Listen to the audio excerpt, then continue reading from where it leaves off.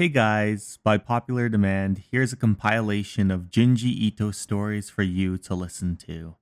Anyways, I hope you all enjoy. Story number 1. Our story begins deep in a mountain, where a young couple is driving together at a tremendous speed in a vehicle. This is too dangerous, Ansai. Lower your speed. No worries, Kana. Have faith in my abilities. This is how you get real thrill from driving on a mountain path.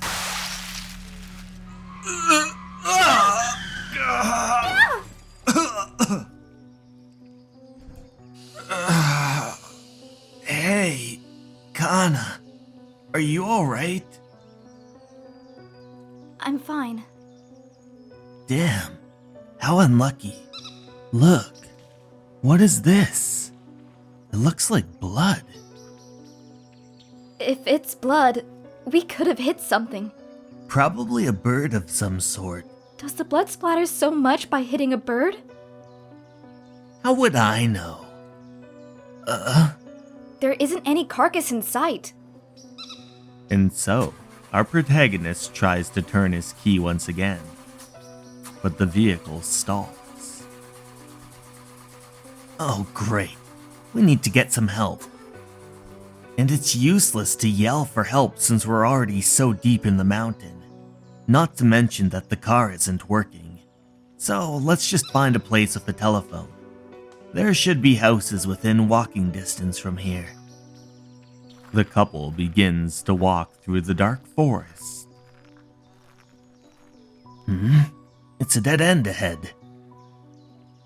Are we lost? You don't have to be worried. But we have already been walking for an hour. It'll be fine. Look, there's a hut. There must be some houses nearby. Oh? They happen to notice a group of kids inside the hut. They're kids. I wonder what they're doing. Hey, boys, do you have a minute? But the group of boys didn't utter even a single word. Our protagonist continued. Where are you boys from? Are there any houses around this area? Is anyone here able to lend me a telephone? But once again, the boys stayed silent. Don't keep silent, boys. We have met with some troubles and we need help. There isn't any telephone close by. Well, then, how do we get to the main road?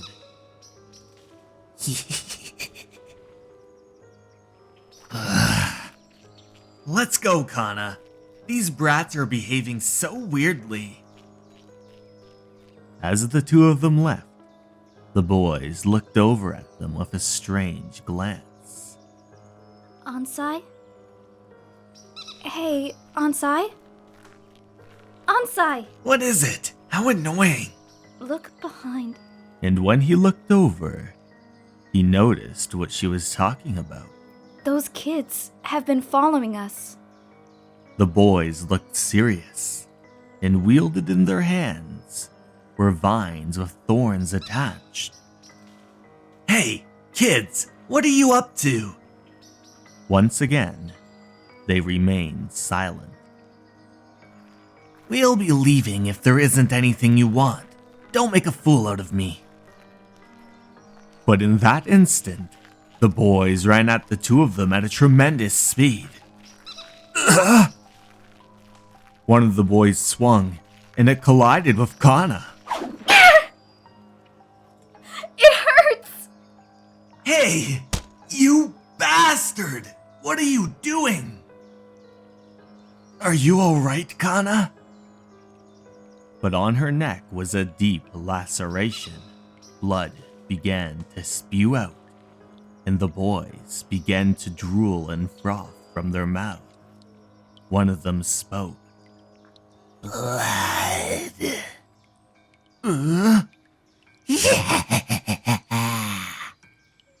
as they jumped toward Kana. Yeah! Ugh! Damn! What do you want? Kana! Get lost, you brats! But one of them was already slurping at her neck. Didn't I tell you to get lost? Ugh! Kana, are you alright? Yes. He slowly approached her and grabbed her within his arms, trying to comfort her. Are you okay? Unbelievable. Those kids actually sucked my blood. I was bitten too. Those brats went too far with their pranks. But those kids have abnormally sharp canine teeth. You're thinking too much. Just forget about it. You're still bleeding. Let's take a rest. Hey, look. Those are roofs. It's a village. Could this be the village those brats are from? I won't let them off if they appear again. Our two protagonists made their way into what seemed to be a deserted village. Wandering down the pathway, Kana spoke. Seems like no one lives here. A deserted village? The two of them looked around some more, wandering around. What's that, Ansai? The wall there. What's with those stains? Splashed against the white wall were crimson red stains. Huh? What's wrong? You don't think those are blood stains, do you? Well, But as they journeyed further into the village, they saw a horrific sight.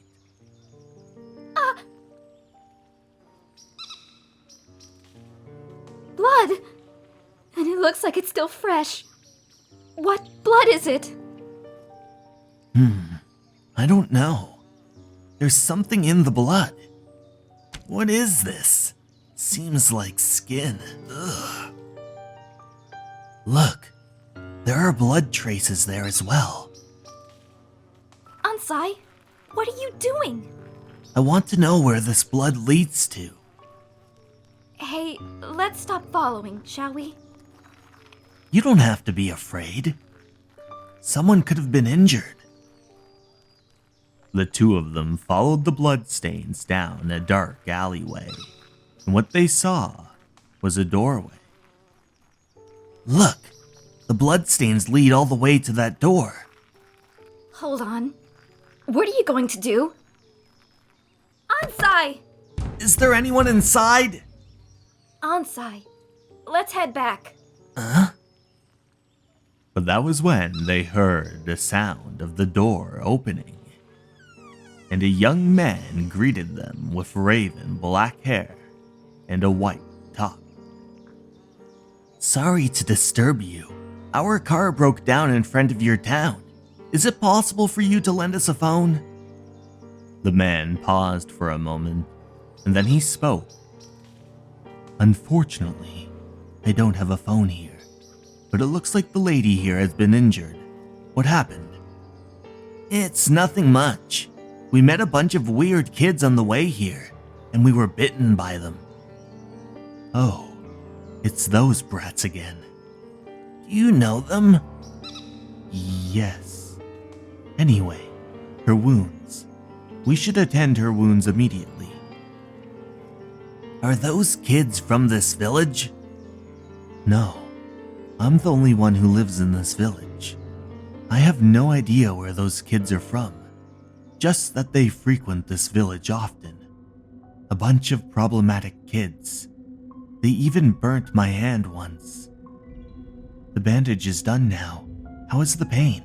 It's much better now. But our problems have not been solved. Without a phone, we can't get our car moving. The sun is about to set. How about staying here overnight? And so, our couple agreed to stay, eating dinner together with the strange man. I'm sorry for all this canned food. It really has been hard on you tonight. Of course not. How about your dinner? I had it a while ago. Living here alone in an abandoned village is pretty carefree. It's nothing much. Have you been living here for a long time? No. I moved here a few years ago. This place was already abandoned when I moved here. Why did you choose to stay in an abandoned village? You must think I'm a weird person. I was having some emotional difficulties, and hence, this decision. Emotions, huh?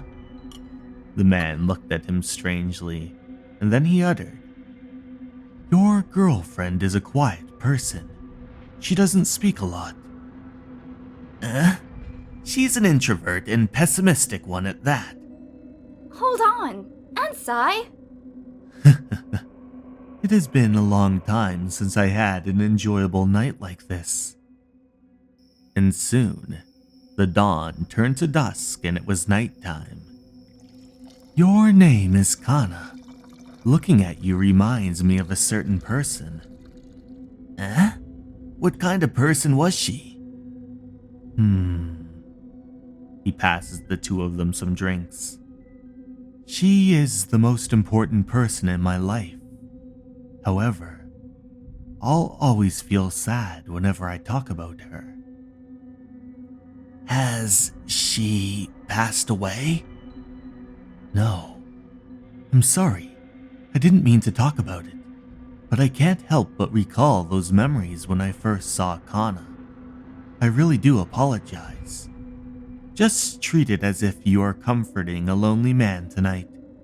Do allow me to tell you her story. It's a sad yet bizarre story. She was a lonely woman. Everyone's avoiding me. Everyone hates me. And so I'm always left alone. And you'll soon be like them, hating me. And as the days go by, you'll leave me. That's her favorite phrase.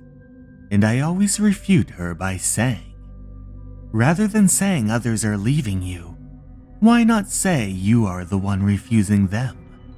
That's the reason why you're lonely. She was speechless.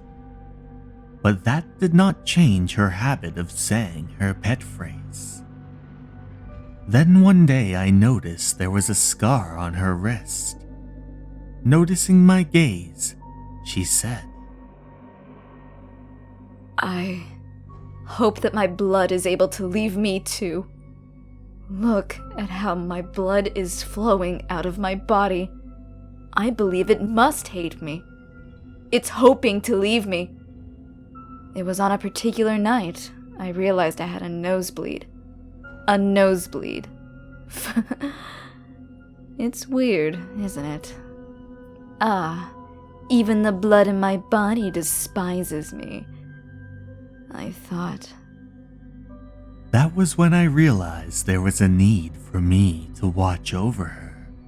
But what I feared most still happened. You? What have you done? Let me go! I want my blood to gain its freedom! Fortunately, the wound was not that deep. I managed to stop her just in the nick of time. I became desperate. I began to suck on her neck, and then I asserted, I beg you, don't ever think about doing something like this again. I love you so much. I can't bear to lose you. Me too. I love you. I love you. I love you. Those words echo in my head. Not long after, something strange began to happen. I guess the blood in her body really wanted to leave her. I first saw it in her dark room. Hey, look. What I said was true after all. My blood really did want to get away from me. Something strange that looked like tree branches were growing from the wound on her neck where she cut herself. And there were things shaped like balls at the end of the branches. The stems were like blood veins, and the round-shaped balls at the end were like fruits which were filled with blood. One of them fell into my hand, and I pinched it. And blood splattered everywhere, dripping down my hand. Look, it's blood, isn't it? The blood is starting to move out. Soon, all of my blood will leave my body, and I'll become an empty shell. I went to her room one morning, and it was like she had said. All of her blood had turned into fruits outside of her body.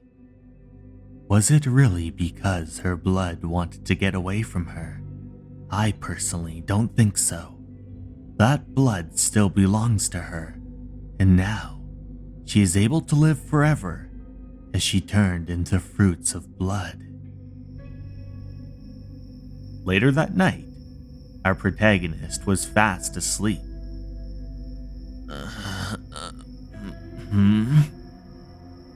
Oh, right. I fell asleep. It seems like I fell asleep while listening to that man's story. Kana. Where did Kana go? And so, our protagonist made his way toward the staircase. My head is spinning. I wonder what was mixed into the alcohol. He traversed through the mansion and in toward an open doorway. When he peered inside, he saw a strange sight. The man was removing a band-aid from Kana's neck, and then he slowly approached it, wrapping his lips around the wound. Our protagonist slapped himself in the face. Am I still dreaming? But in that instant, Kana and the strange man left the room, making their way down a dark hallway. Hey, hold on! But as our main protagonist followed behind, he collapsed toward the ground, screaming Kana's name. Kana! Huh? Bloodstains. Could it be Kana's blood? No, it's not. That's right. These are the blood spots that brought us here this morning. I had almost forgotten about it. Just where does this lead to? He followed the trail of blood which led him to a strange room. Inside that room was a whole network of those bizarre blood bubble bushes. The sight was remarkable. They had to be growing to at least the second story, maybe the third. What is this? All of this is my girlfriend. This is what my beloved is right now. The man stepped forward. I came by this abandoned village while wandering around with my love's fruits of blood a few years back. During that time, I only had one wish, and that was to have the fruit buried in the ground. What do you think happened next? It grew. It sprouted like a tree and came to fruition. This warmth, it feels as if she is still alive. The blood stains that the two of you followed, it's possible that some fruits fell outside. Quoting from her favorite phrase, it wants to get away from her, I guess. However, I do not wish to see any more fruits dropping out of this place. If they fall outside, they will be eaten up by those brats. They are a bunch of greedy bloodsuckers. Where is Kana? The man looked over at him. You! What did you do to Kana? Where is she? What are you talking about? Kana was resting in the same room with you, wasn't she? Are you dreaming? Dreaming? Was that a dream? I'm going to go to sleep. You should go to bed soon too. Aren't you going to look for a telephone tomorrow? The man walked off as our protagonist clutched his head. But soon, he was interrupted by a voice calling. Save me. Save me. Save me. Save me. Who is it? I'm here. I'm here. Save me. I beg you. He couldn't believe what he was seeing. It was an old man's decrepit body, half buried within the soil. What is this? Who are you? I'm a resident from this village. A resident? I thought this was a deserted village. So why are you here? I was buried here. I used all of my strength, and I'm finally out. I don't think I can make it anymore. I saw a young man had successfully escaped from this place yesterday. But what's the point of escaping? You'll end up being a mummy anyway. You were buried here? Who did that to you? There was that man who was here. He is a very frightening person. He was the one who destroyed the village when he appeared a few years back. Using a scary spell, he turned all of the villagers into plants to bear the fruit of blood.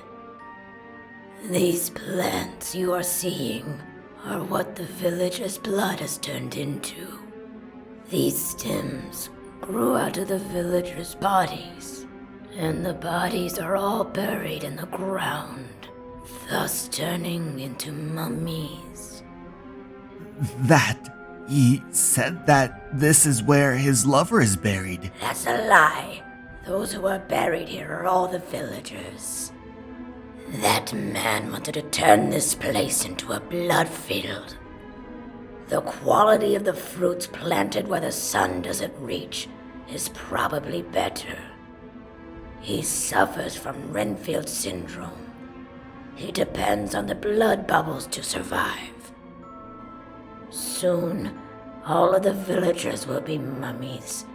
That's why he has been looking for a new sacrifice in order to continue growing the blood fruits.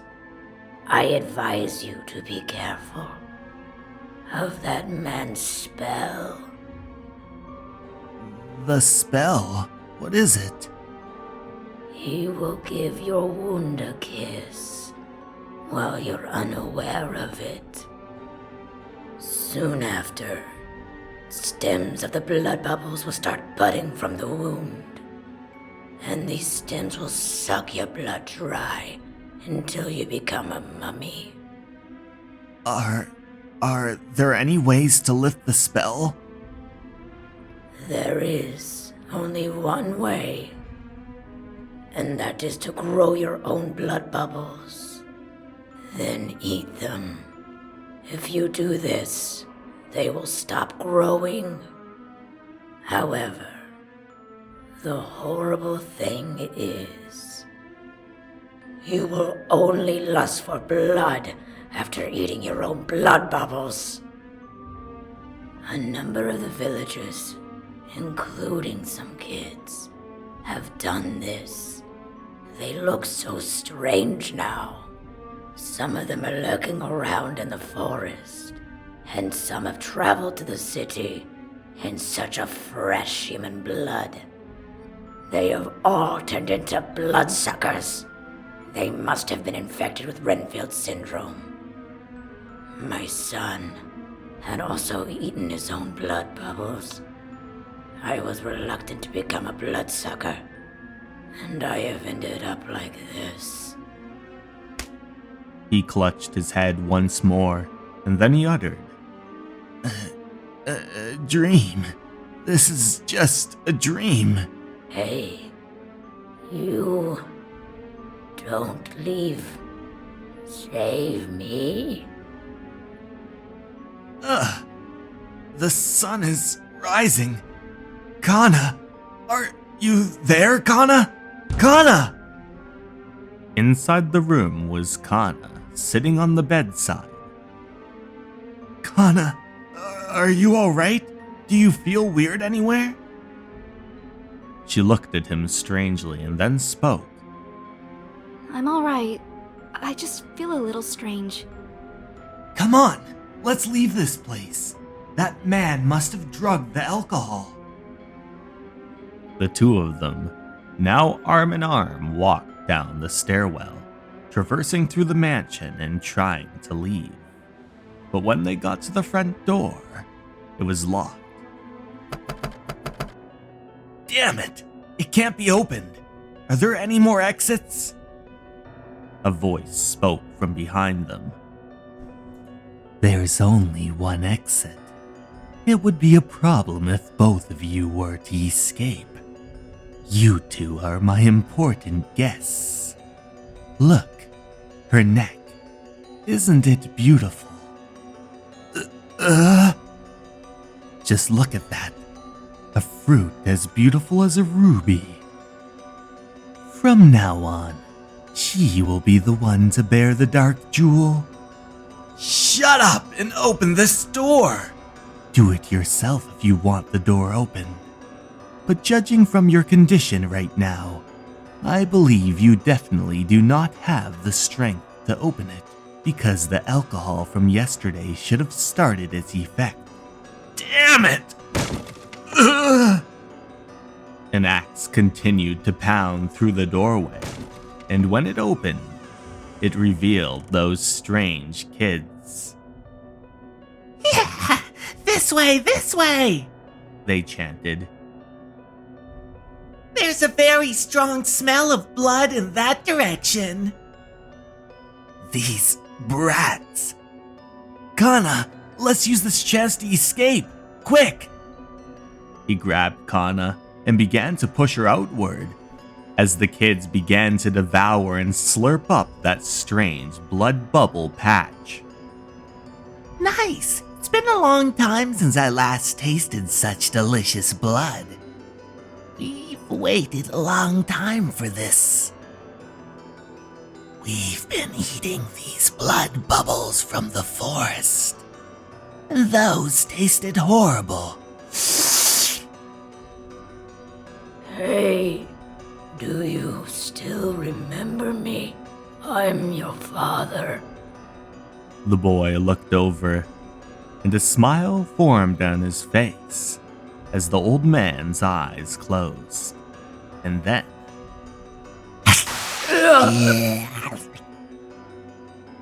the boy began to devour the fruits one by one, but that was when they heard a noise from behind them.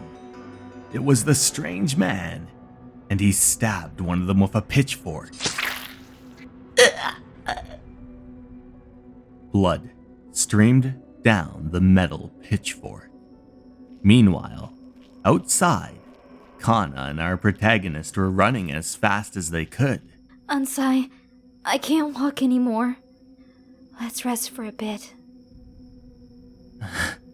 Alright, let's have a short rest. We've come all this way. Are we safe now? Yeah. Ugh. What? What's wrong? No, there's nothing. Why do I feel more and more tired?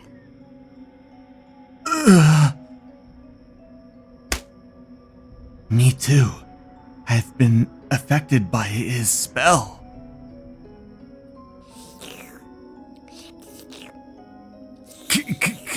Kana? And now, Kana began to eat her own blood bubble.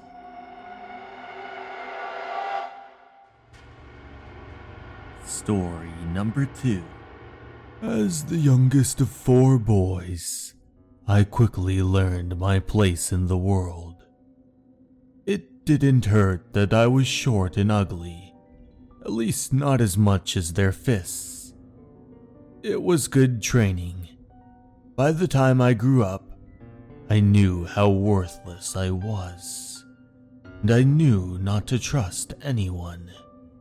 So, you see how, when she entered our lives, I was not the first to spread my arms in greeting. We might as well get acquainted. This, boys, is your new mother. Everyone, it's good to meet you. She was young and beautiful. She called herself Tomier. Hello. All of the brothers said, except for the one. He thought to himself. A gold digger if I ever saw one. Why else would she look twice at him? The man closed his eyes, deep in thought, but little did he know that Tomier had her eye on him. No sooner did she move in than the trouble began. My brothers regarded her not as their mother, but as a woman. It didn't take long for her to reciprocate either. Motherly love, indeed. I wonder if Dad ever knew. Something tells me he had his suspicions. One day the 3 brothers were at the table, whereas the other brother was sitting all alone reading a book. They began to speak amongst one another. I'm still the oldest, and with Dad dead, that makes me head of the household. It's only natural I should inherit his wife as well. Look, have you really thought this through? Seriously, you can't. Can't believe I'm listening to this. What are you boys talking about? Huh? Oh, nothing much. Always sticking together. Except for the youngest one. Hiroya, have you been left out again? Why don't you try and join in? Just leave me alone. No, I can't do that. Here's an idea. How about we go play a game of cards together? We can go up to my room if you want to be alone. The 3 other brothers looked in complete and utter shock. They couldn't believe what she was saying. Come on, let's have some fun. Let go! And then he stormed off all on his own. Don't mind him, Tomie. He's just warped, that's all. He's not worth your time. He's ugly, too. That's so? I think he's kind of adorable. What the? After that, I couldn't beat her away with a stick. She would bang at my door every night. I just sat and let her fume away. If she wanted to tease me, that was her business. I take it she wasn't used to being ignored. It must have been quite the blow to her self-image. Hiroya, what are you doing in there anyway? I can't believe you'd shut me out like this. What are you trying to do, embarrass me? I've never seen such behavior in my life. I know you're not like this. Why can't you just open up? Soon enough, my jealous brothers intervened and put me behind an even sturdier door. Our protagonist was trapped all alone in that dark room. until he heard some faint footsteps approaching him. It was Tomier, peering in through the barred window. She spoke. Poor you, Hiruya. The basement's no place for you. What awful brothers you have. You know they're fighting over me now. What do they think I am anyway? You know I care about you, right? Hiruya, are you listening? Hiruya, don't you like me? Even a little? Continued to peer through the bars, staring at him intently. And then, anger filled her eyes, and she asserted, You really are a lost cause, you know that? As if I'd ever fall for a lunkhead like you. You can just dry up in there. Bye-bye. She wasn't far wrong. There was nothing to eat or drink in the basement, and no one came down. There were some signs of life. Each night was graced with what sounded like a barroom brawl. This is bad. I'm going to starve to death. Someone, please, I need food, guys. Hey, brother, I need food. Hiroya, you can come out now. You can eat whatever you want as much as you want. But I need you to do something. If you agree, then I'll unlock the door. Okay? Whatever you want. Just get me out of here. Alright, here's what we need you to do. He was then revealed to a scene of Tomie's completely mangled body that had been cut apart by a cleaver and various utilities. Each part of her was covered beneath blankets. Our protagonist spoke in shock. Brother, what's going on? We wound up cutting Tomie to pieces. She ridiculed us, so we killed her. And so, I found myself on the highway with a van full of death. This is terrible. This is terrible. I really should just ditch this car and find some rock to hide under. You know, disposing of a corpse, it ain't as easy as you'd think. Sheesh, it's getting near sundown. But the poor man couldn't help but feel a little uneasy. I don't want to drive in the dark with this cargo. And so, he slammed on the gas and glanced behind him. But he couldn't believe what he was seeing. Somehow, Tomie's head was exposed. What? Okay, what's happening? Must just be the vibrations from the driving. He continued to drive down the dark, windy road. I'm in the middle of nowhere. This is it. Time to bury it before nightfall. I know, it's just a corpse. But is she watching me? When he looked behind him, Tomie's body was now even more exposed, and her arm was reaching toward him. This is nuts. Vibrations are one thing, but is she really dead? Holy shit! Crap. I can't move my... No! Let go! What the frickin' hell? Get off of me!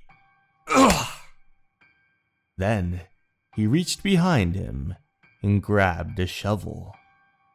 He slammed the object toward her fingers with a tremendous force, causing them to sever and fall toward the floor of the vehicle.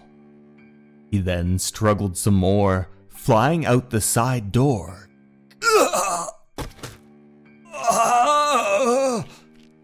I spent the night in the woods.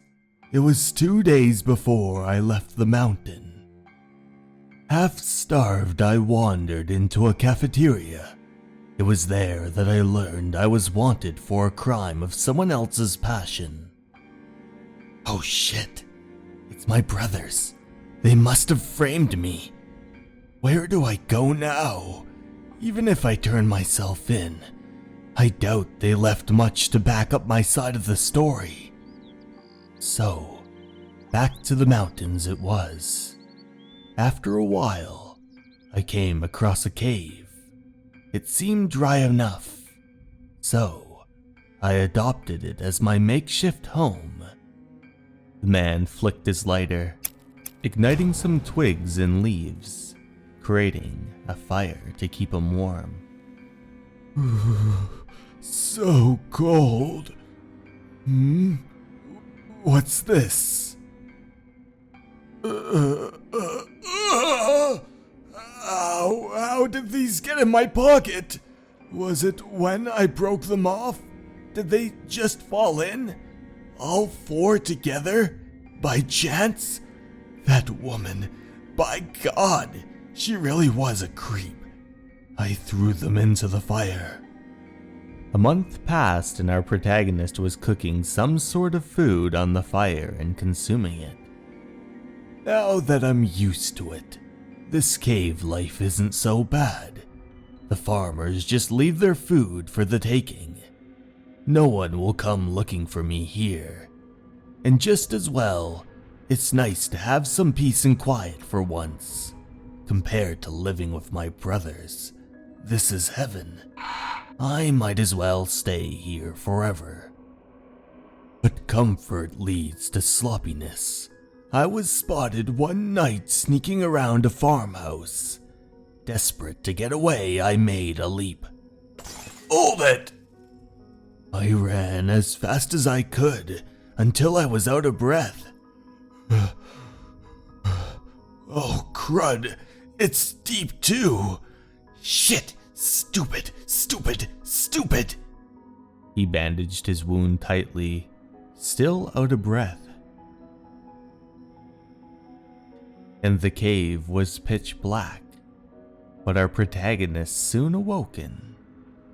Frickin' hell. Can't sleep with my leg like this. Who the... cops, maybe? No, that's not it. It's coming from the deep end. What in hell is... The man followed the sounds, deeper and deeper into the cave, until finally arriving at the end, where he saw 4 strange women from behind. Who are you? When he took a closer look, something was horribly wrong with these entities' faces. They were completely burnt and mangled, not to mention the fact that their eyes were lifeless and their teeth about to fall out. You're so cruel. It's your own fault I look like this. What? I'm actually the best off. Look at them. Oh, shut up, Index. You were just lucky you didn't get burned so much. And look, I'm still better off than Pinky. Yeah, let's see it, Pinky. Show him your lovely face. Pinkies are so thin and dainty. She got the worst of it. Poor little Pinky. Index? Pinky? Fingers? I don't understand. But they continued to laugh, and eventually, they pulled the hair of the one that was the most mangled and decrepit, continuing to laugh, their laughter echoing all throughout the cave. Fingers? Is it something to do with Tomie's fingers? Come to think of it, their voices, they sound just like her, and their faces, or what's left of them, they're burnt. But that woman, that Tomier,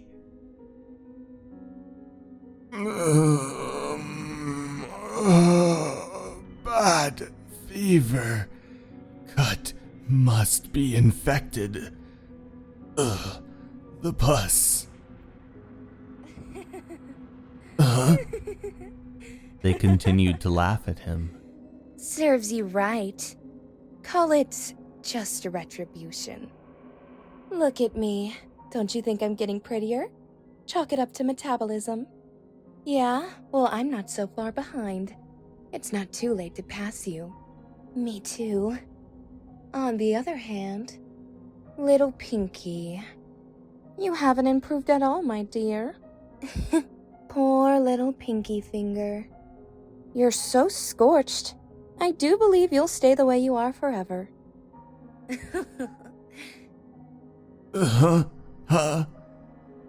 For the next several days, I was treated to a show of torture and abuse.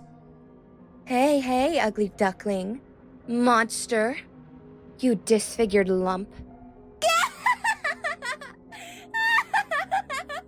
The other three entities continued to laugh at the one they called Pinky, pulling her hair from all different directions, as the poor creature screamed in agony.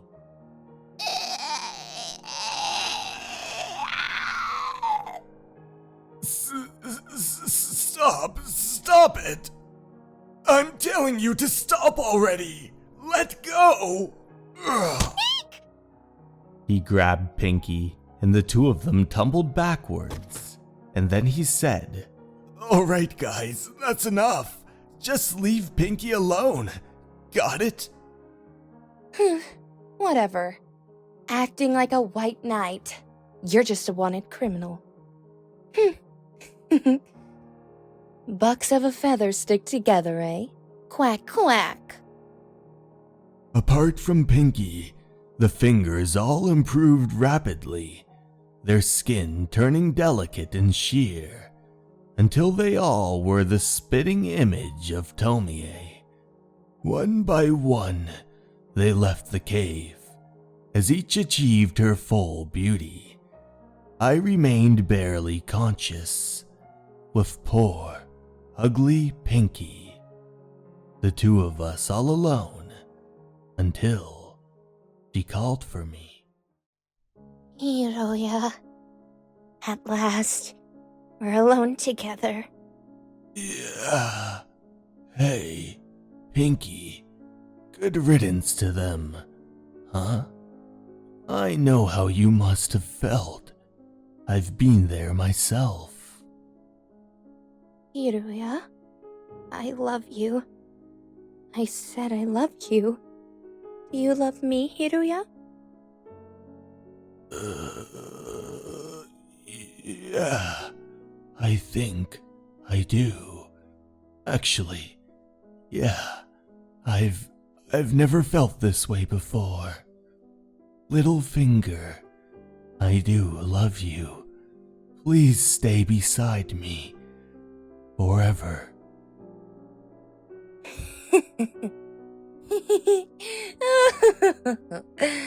Oh dear. So this is the type you go for? I finally found something to tease you about.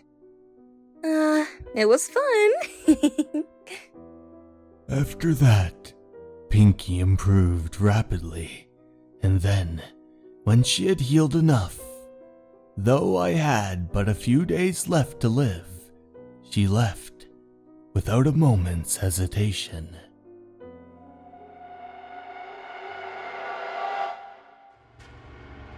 Story number 3.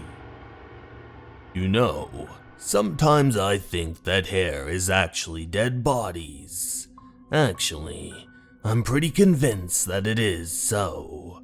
I go deep into the woods 5 to 6 times a year due to work. This was something I experienced once. It was during a cold period, so there weren't many people around, making it easy to film. In the middle of the cold night, we traveled in a bus convoy filled with our staff. When we finally came to a stop, Alright, folks, we're here. The location is a bit farther. We'll carry the equipment there. I remember it just like it was yesterday. The ladies complaining about the cold.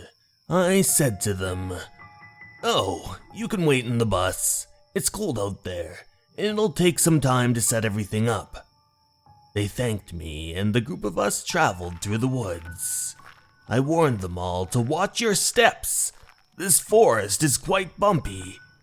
Hey, you three, get a bigger light. It's too dark for that small flashlight. But that was when I noticed something quite peculiar. There was a woman with them. Someone that I didn't recognize. That woman on the left. It's dangerous to walk here in high heels. Hold on, was there anyone wearing high heels? But when I took another look, she was gone. The two of them turned around toward me and she asked me what was wrong. I said to her, "Weren't there 3 of you walking?" Huh? Oh, yes, there was someone next to me. I wonder where she went. Well, she disappeared when I shined light on her. What? Please don't joke around like that, Mr. Inagawa. No, I'm serious. But that's strange. She was walking in high heels. Black high heels. Anyways, we moved on from that. Eventually, we finished setting up and were ready to start our shoot. We should call the actors. Alright, I'll get them. And so, they went toward the bus to get the actors. He said, "Hello, sorry for the wait, we're done, so please get ready." The girls agreed, but that was when my assistant noticed something peculiar in the back seat. It was a silhouette. "Great, you're here. We're looking forward to it." Something was off about them. They looked pale to their face, and then my assistant said to me, "Can you hold on a moment, Inagawa?" "Huh? Why?"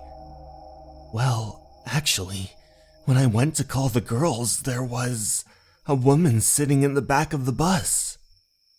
I couldn't get a good look, but she had long, frizzy hair, and she was wearing a light blue summer dress. "That's impossible, isn't it? We're in the middle of the winter." Yeah. The girls asked me if we were absolutely sure about it and insisted they were in there the whole time. Then, everyone went silent. I interrupted the silence, saying, "Well, it's not impossible. We're in the middle of a forest here. The last time we came to check out this location, the bus driver had a similar experience. He was waiting alone in the bus. It was a bit scary, so he turned the headlights on and played with his lighter. And as he waited, someone appeared out of nowhere. He thought the person could have had a broken flashlight, so he turned on all his headlights. And there was a complete stranger standing in front of him. In a blink of an eye, that person disappeared. This kind of stuff happens deep in the forest. Scary. That was when my walkie-talkie went off. Hello? Excuse me. Oh, Araki, what's up? Did someone come my way? I don't think so. Weird. I definitely saw someone coming from your side. Can you hear the sound of footsteps? But it's pitch black, so I can't really see anything. He looked over and all he saw was a veil of darkness. I can't really tell. Besides, if anyone had come your way, they'd have their flashlight turned on. We're deep in the forest. You can't just walk in this darkness. Yeah, makes sense. That was when he heard footsteps coming from behind him. Come on, get your act together, Araki. Just make sure the lights don't fall over. Who's there? Ah! And then, in that moment, I lost contact to him. I lost contact. I wonder if he's alright. He's probably afraid of being alone. Let's get this show on the road. Okay, we're starting. What's the matter, Araki? We're filming. Calm down. What happened? It might be a dead body. A body? What do you mean? Calm down and tell us what's going on. I was talking on the radio with you, but it wasn't my imagination playing tricks on me. I'm sure that someone was approaching me. Some silhouette of a woman with frizzy hair. It got closer and closer to me. It called out to me. Araki. Araki. Who's there? I shined my light on it, but nobody? But that was when I heard a voice from behind me. Araki. Araki. Araki. Araki. Araki. Why do I hear a voice from below?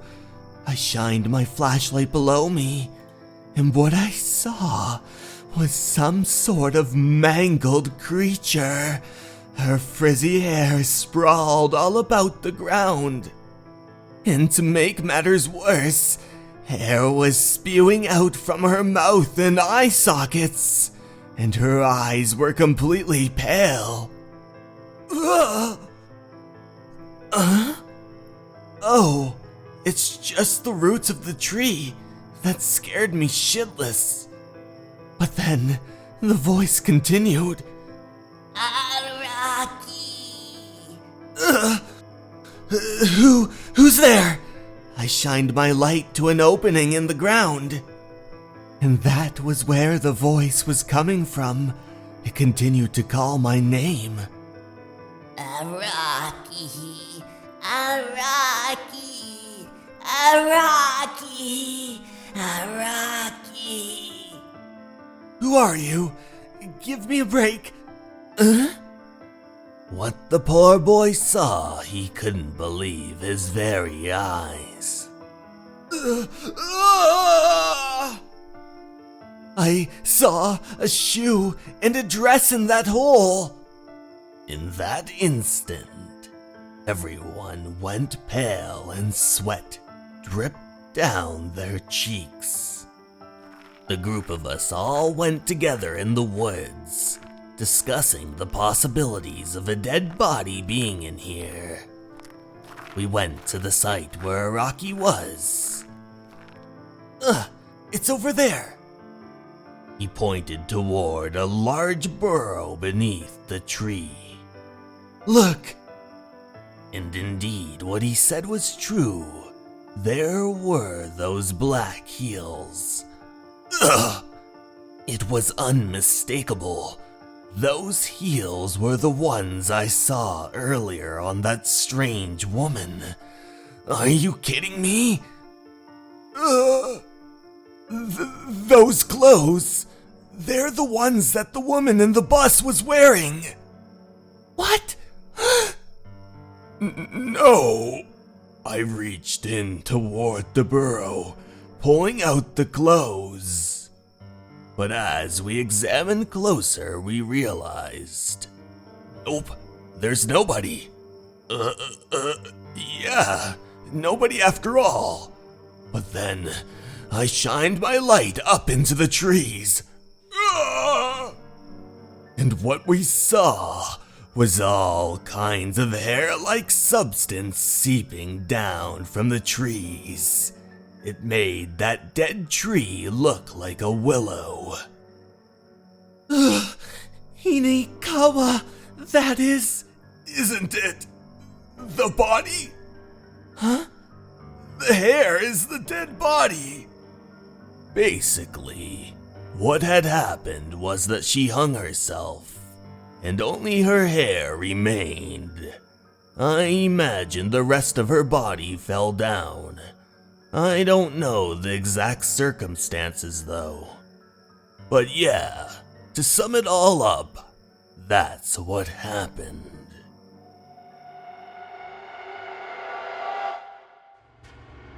Story number 4. Want to hear how I became anorexic? It all started when I couldn't get a date. The girl uttered as she looked at herself unhappily in the mirror. Her face formed a frown. So you like skinny girls? I'll show you skinny. I'm gonna be even thinner than one of those supermodels, just to see the look on your face. What's wrong, Nami? You haven't touched your food. Aren't you going to eat? Yeah, no thanks. My efforts started paying off. My weight dropped and dropped. Nami, dear, please, eat more. Your own mother is begging you here. You'll wither away and die like this. No way. I'm still so much fatter than my target weight. I pushed ahead, still further with my diet. Vomiting after meals became a part of life. Sometimes, I vomited until I scraped my esophagus raw. And then, I would vomit blood too. It was right around that time that I began to have the strangest dreams. For you see, inside her dreams it would begin to rain. But it wasn't any ordinary rain. Rain? Huh? And soon it turned into a downpour. What? Whatever it was that was coming from the sky was crimson red, staining against her clothes and skin.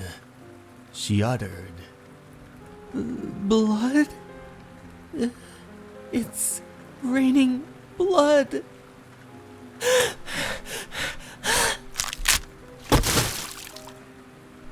No, no, no, no. Somebody save me. Huh? A silhouette approached her, reaching out its hand to help. And then,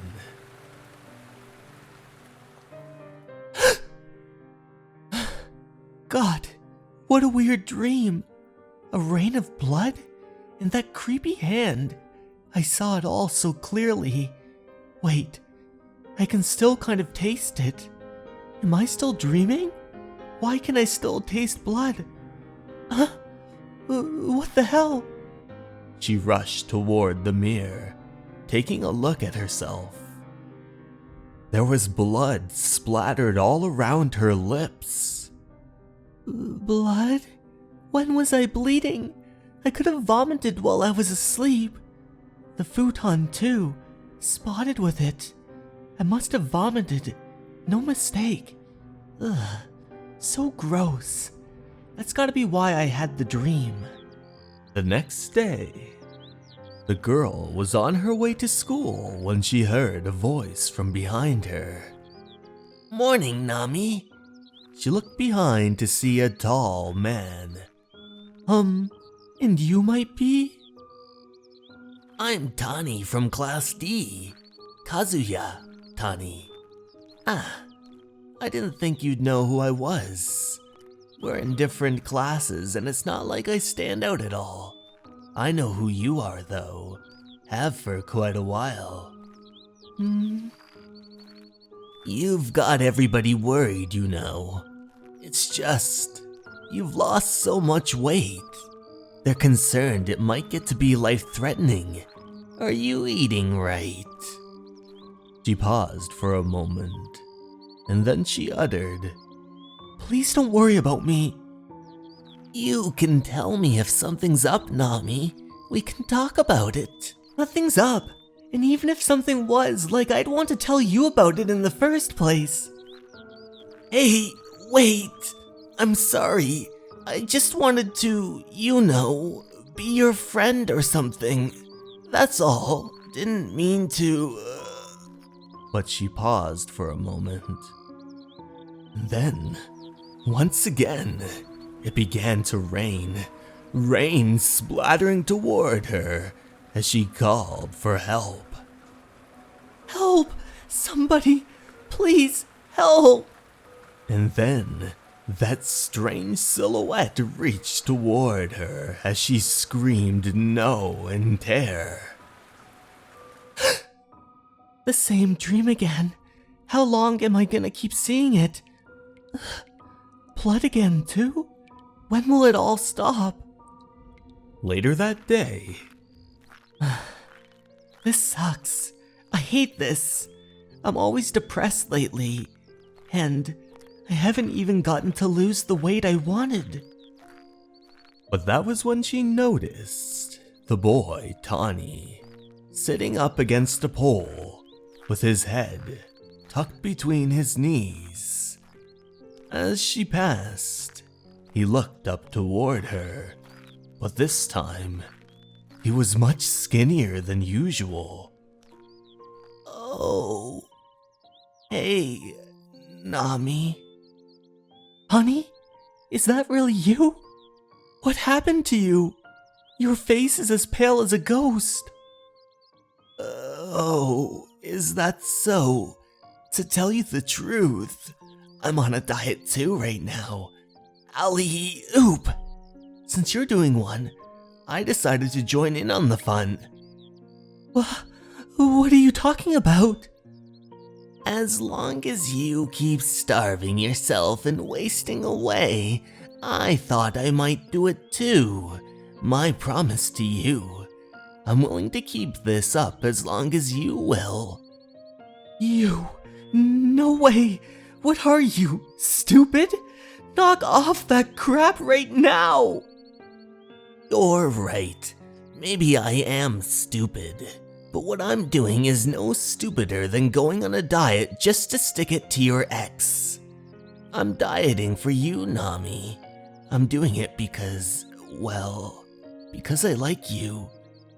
But she didn't know what to say to that. For some reason, I felt drawn to him. Maybe I was a little lonely.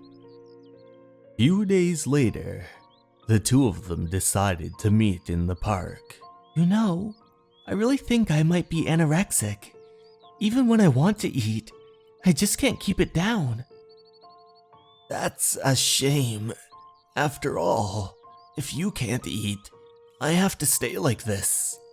"Hey, look, I'm doing what I can here, okay? You should eat now. Enough already." "I'm afraid I can't do that." "Oh, right. Do you want to come over today, Nami? There's something I want to show you."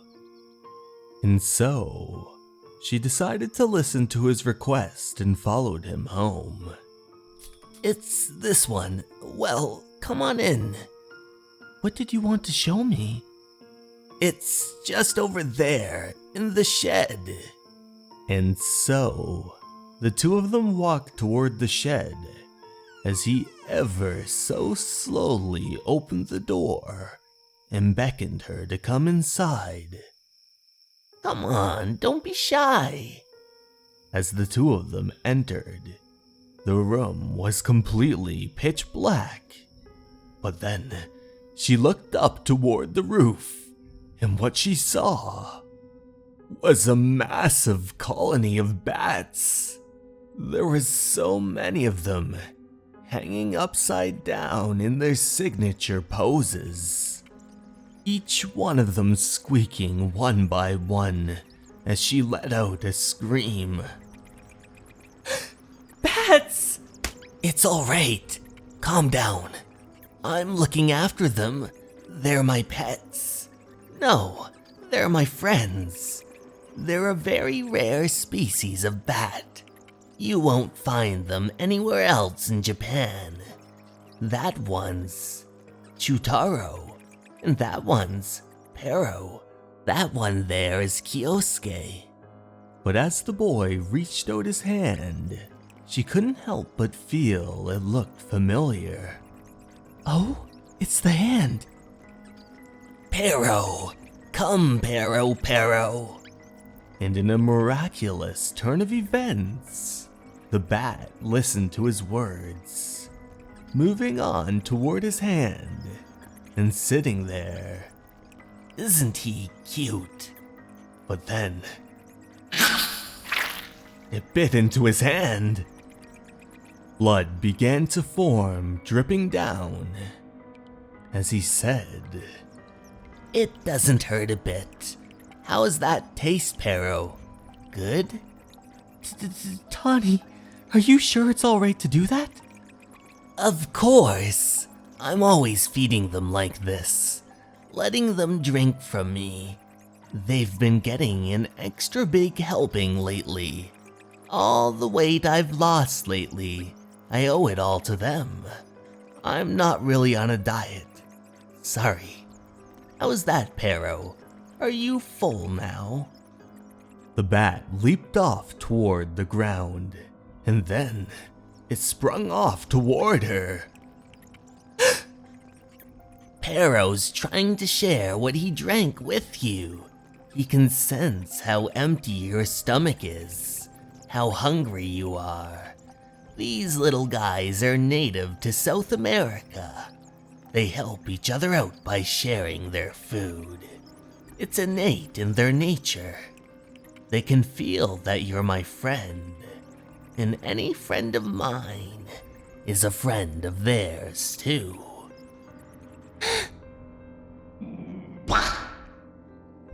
Blood spat from its mouth and onto her face as she swatted the bat away, screaming no. Pero, are you okay? Nami, what the hell are you doing? Pero was just trying to share with you. You're malnourished, Nami. You need help. And it hasn't just been Pero, it's everyone. Every night they fly into your room while you sleep, bringing my blood for you to drink. I wanted to save you, Nami. I wanted them to save you, and so I fed them every day. They flew right to you, and still... What? What did you say? You can't be serious. This has to be a joke. This is no joke. You've been kept alive by my blood.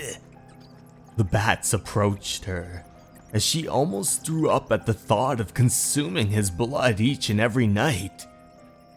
No! Nami! Wait, Nami, please! No, stay away from me! She ran as fast as her legs could carry her, passing down a train track as his voice loomed behind. Nami, wait,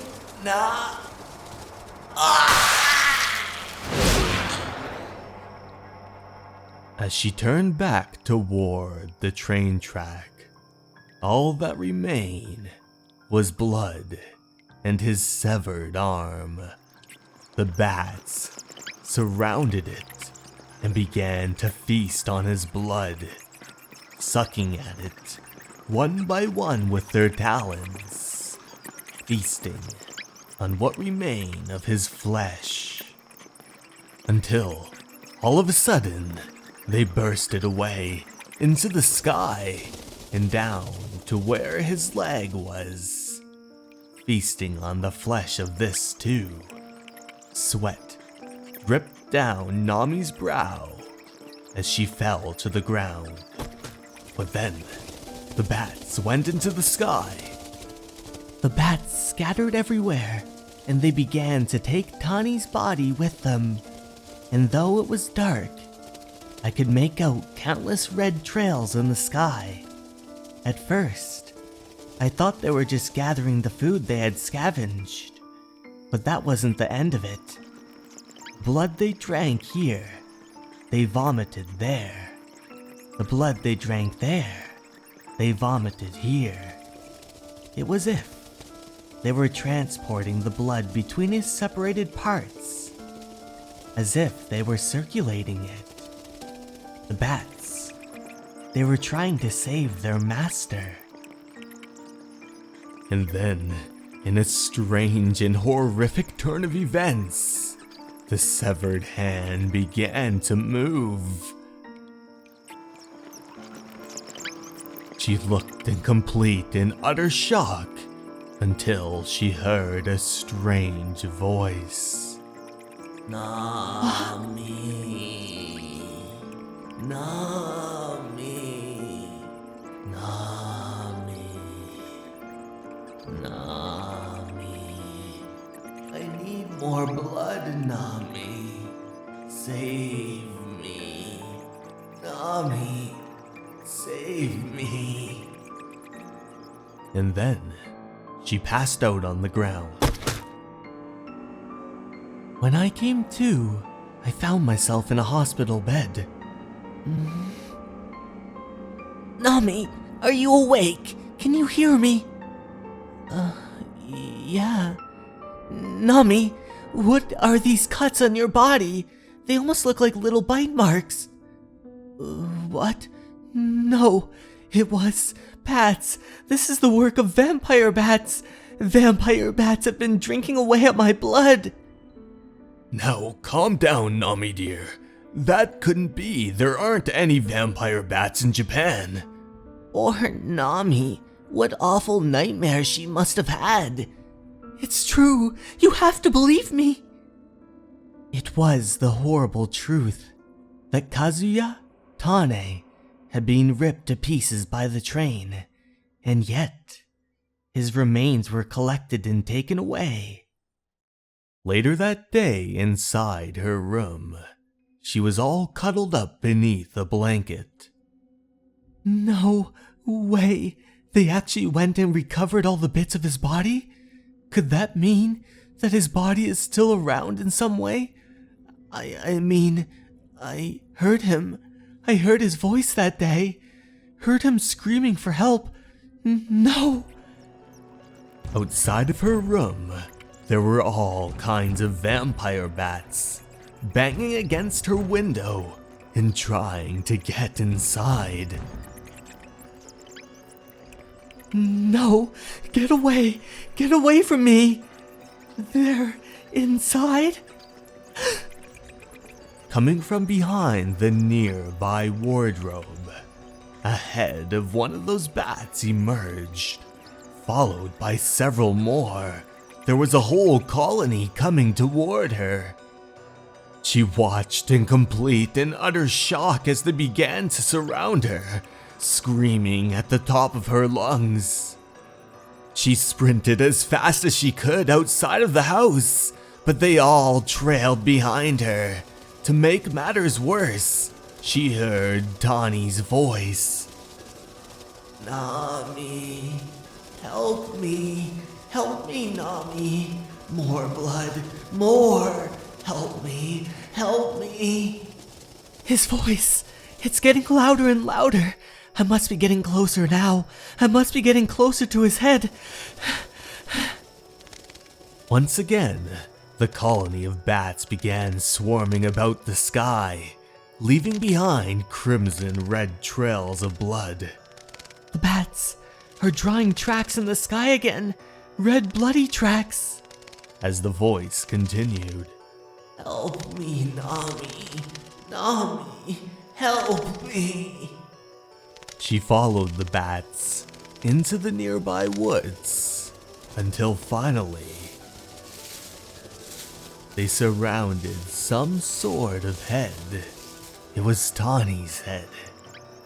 In a horrific turn of events, its eyes slowly opened, but his eyes no longer resembled that of humans. They looked almost bat-like. Tani? So, you were still alive after all? My god. Oh god, how can I just leave him? She slowly approached the head as a smile formed on it. But then... a gargantuan bat spread its wings in front of her, making a menacing glare, and then flying upward toward the sky. Just like that, the giant bat took to the sky and disappeared in the darkness. The other bats, countless in numbers, followed him.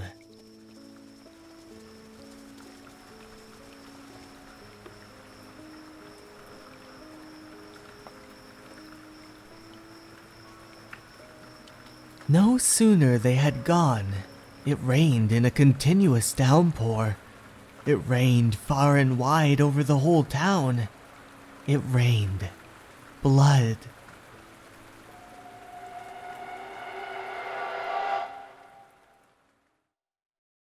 Hey everyone, thank you so much for watching.